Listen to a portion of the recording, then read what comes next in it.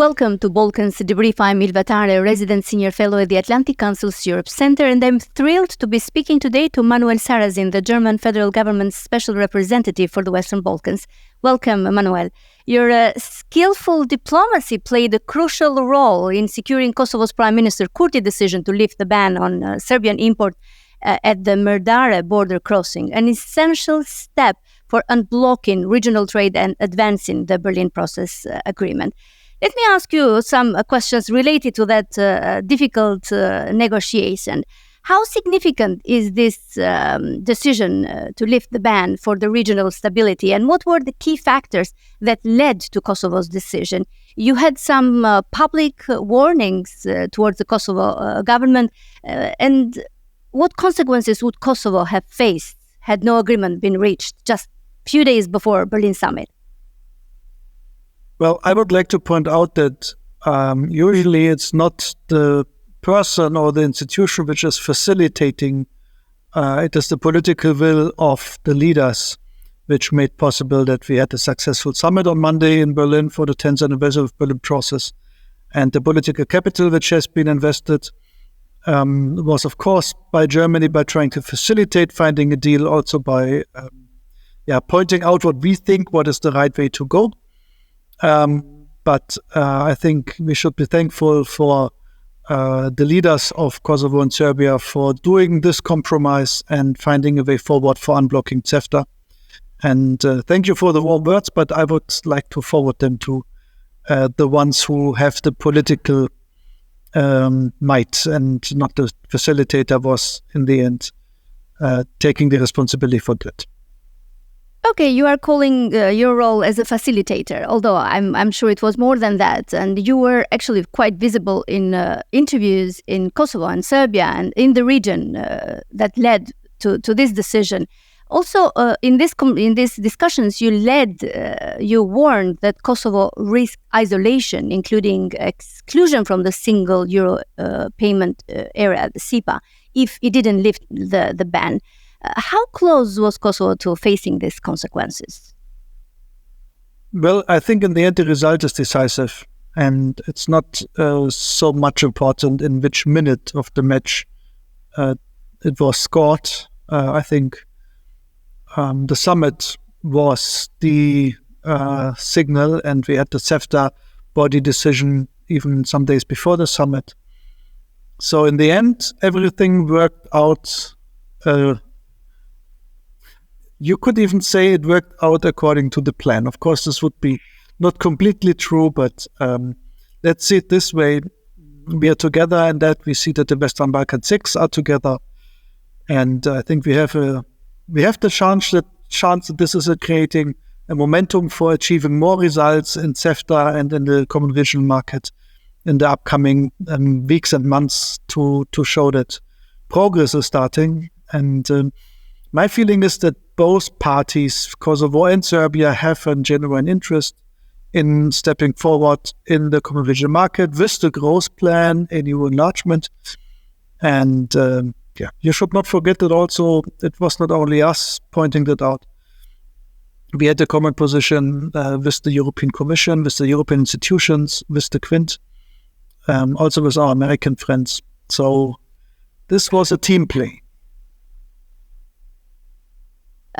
Before talking about the agreements that were signed in Berlin summit, I want to continue understand better what was solved with the ban that was lifted. Kosovo has cited security concerns, including potential armed trafficking, when imposing the ban. How did you address these concerns during negotiations outcalled, but you call them facilitation period? And what role will Germany and other partners play in supporting Kosovo's request for advanced scanners that you promised? No, we will procure them. And also there you see that it's teamwork. Germany will procure one. I think that the European Commission is going to procure one. And I think that the US is going to procure one, so that Kosovo will have a possibility for fast checks of trucks at the border by mobile X-ray devices. I think this is at least what will happen. Of course, there is a situation which is problematic, that those those devices are not easy to just order and go to the shop and to just have them. So there's a procedure which takes place. And in the meantime, Kosovo government decided to address the security concerns with physical checks or manual checks at the border. For us, it was important that we didn't want to facilitate the deblocking of CEFTA, while on the other hand, there is trade ban or security measures which actually lead to a trade ban pursued on the same hand, and we neglect that. So we decided to have this within the package. But of course, if you have security concerns that you are checking, it is within the possibilities which are given to you by the free trade agreement. I also think that today's situation at the border is not perfect, and it's for us quite clear that we will try to engage positively with the Kosovo authorities to make it possible that trucks are coming through faster and that so much queues are taking place. But in general, the idea was to take the security concerns serious, not to neglect them, especially after Banska, but to try to answer them with engagement and with reassurances from us to make it possible that goods from Serbia, not only Serbian goods from Serbia, can be transported again, so that security and free trade are in a common package. Is there any timeline for the scanners to arrive? Any deadline when they will be arriving in Kosovo? There is, but I don't think that I should share it here. Okay. But even though the ban was lifted at Merdare, tensions between Kosovo and Serbia remain high. In your vision, what's your opinion, your view on the long-term strategies to improve trade relations between these two countries, and how will Germany continue its supporting role? Well, my feeling is that actually the region has a huge interest in creating a more common market, so that not only the barriers for trade, for communication, the barriers for investment, for everything what is making business and people's life actually in the European Union so feasible, that you have one area and one economical zone where you have to a high degree the same standards and the same rights as an European citizen to go to work, to find your luck, to make your business, to make your laugh at another place. That this could be very attractive, not only for the citizens in the Western Balkans who want to move, who want to achieve mobility, also for investments to the Western Balkans. If you have a German investor or even a Chinese one, perhaps, they would look very clearly to the Western Balkans as a common market and see more chances to make a business there. Also, for example, German companies who have branches in different Western Balkan countries and perhaps for projects want to exchange workforce, like for 3 months, the guys from the company in North Macedonia go for a project to Serbia, that all the questions regarding posted workers, allowances would be less. The simple point of situation at the borders, which papers do you need for customs, for other regulations to travel through, was such a big thing, like the Commission mentioned, CEPA, which would make trade much faster, much easier and cheaper. Alone that when you're in Germany in the online banking and you want to transact money, you don't have to shift the form to other countries, put addresses, stuff. It will take more days to transact the money and you have to pay commission. Know that it's a one-day transaction, as if you would do it from Germany to Germany, but you do it to Kosovo, Serbia, or wherever. This all is good for the region, and this is in everybody's interest. For the Serbs, it's in an interest because they are in a very attractive place for foreign and direct investment, but they can show to their investors, listen, you produce XYZ in Serbia, but you gain the whole market. But I think everybody knows that Serbia is already the biggest market in the region. So especially for the others, it can be attractive to say, you come to Kosovo, you produce here, and you will have the possibility to export your product produced in Kosovo to all the region, including the biggest domestic market in the region, Serbia. So I think this is a huge chance and huge opportunity. And I have a feeling that we have a kind of a moment of pragmatism there, and we should try to exploit this. I really hope your optimism will continue throughout the region. To continue a little bit with Kosovo, we're talking about trade within the region and improve the relations. But on the other hand, we still have Kosovo that was granted visa liberalization with the EU, but Bosnia and Herzegovina is still banning its citizens for traveling visa-free. How is Germany addressing this issue? What's its position? Bosnia-Herzegovina signed the agreement on traveling with ID cards 2 years ago on the Berlin Process Summit 2022 in Berlin. And of course, we want everybody to fully implement all the mobility agreements which have been signed in Berlin, in Tirana, and now again in Berlin. And this is also valid for Bosnia and Herzegovina on this. It's the only country which didn't ratify this one agreement so far. And of course, we are asking for implementation of that together with our partners from Brussels and from our partner countries in the region. But you also know that the IS Assembly put a national veto on there, so it's up to the decision of President Zvijanovic actually how to handle it. And it's also very clear that Germany wants to do this. We are willing to engage positively, but we are not going to pay a price or give rebates for that, because in the end it's about the freedom of movement of the citizens of Bosnia and Herzegovina. And with a German ID card, you can already travel in the region. After the Berlin summit, Prime Minister Kurti, in its meetings with leaders in Berlin, requested the removal of the EU sanctions on Kosovo. What is your personal view on that, and what is Germany's position? Well, I think it's clear that after Banska, for many people in Kosovo, the measures, which we put after the Svetjan riots, are seen as imbalanced, and I think we have to address this problem. On the other hand, with uncoordinated unilateral moves in the north, surprising us, also those partners who are having this argument, trying to get majorities for that in the European institutions, you're not making the chances better to be successful with the point, even though I think that this argument is very valid.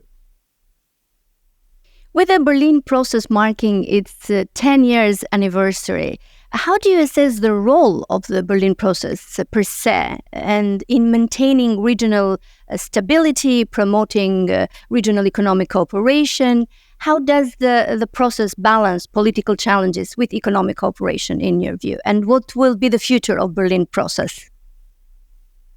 Well, I think to a certain extent, the biggest successes of Berlin process were at the places where the European Union took over initiatives from us and made it to a certain extent an all-day work of the institutions. So, for example, the transport community was created within the Berlin process, and now nobody sees this history anymore. And I think this kind of Greenpeace logic we are working for not being needed anymore is the one point. The second point is that I think it's very clear that especially in the last 3 summits, the Berlin process was able to facilitate direct interest of the European enlargement and the European strategy for the region by having another approach or a supplementary approach, but having some other means of collaboration, of diplomacy.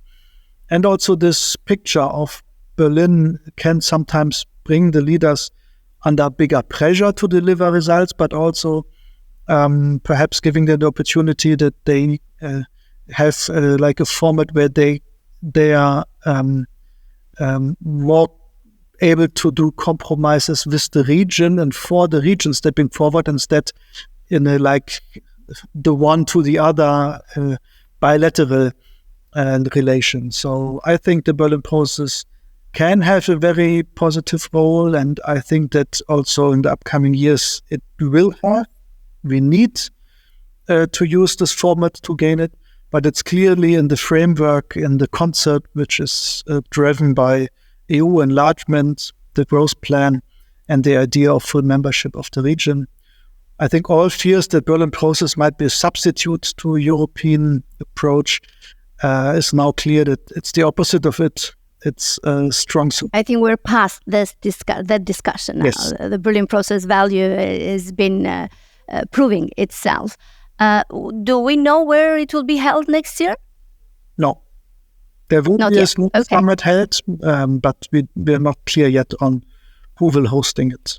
Which country? The common regional market is seen as a cornerstone of the Berlin process. How do you see this common regional market 2.0 evolving, and what are needed to ensure that all Western Balkan countries, including Kosovo, benefit equally?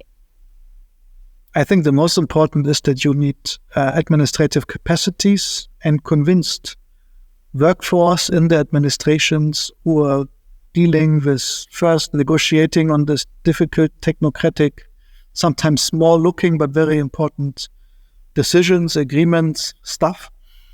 And then you also need the political priority for administration to implement it, to get it through parliament's ratification process, but also to get it done in the legal outlining to the reality, so to say. And I hope that with unblocking of CEFTA, we show to all those who are existing in all the 6 governments, believing in this process, willing to put their personal engagement and their personal competences into this box, that again, they can do it for concrete results, and it will then also happen and not be stuck in political blockades where they had perhaps the feeling that they're working for the litter bin, and whatever they do, it anyway will never happen. So I think this is very important. Sure. The concrete work and getting more decisions done and getting concretely things more easier for business, for people, for living in the Western Balkans, for doing business there, for crossing borders, and for having throughout the region economical shared interest. Mr. Sarrazin, I appreciate you being so humble about the role that you had in reaching this agreement with Kosovo lifting the ban. But I want to ask you a final question. What keeps you at night when it comes to Western Balkans now? What keeps you awake at night? What's your current worry?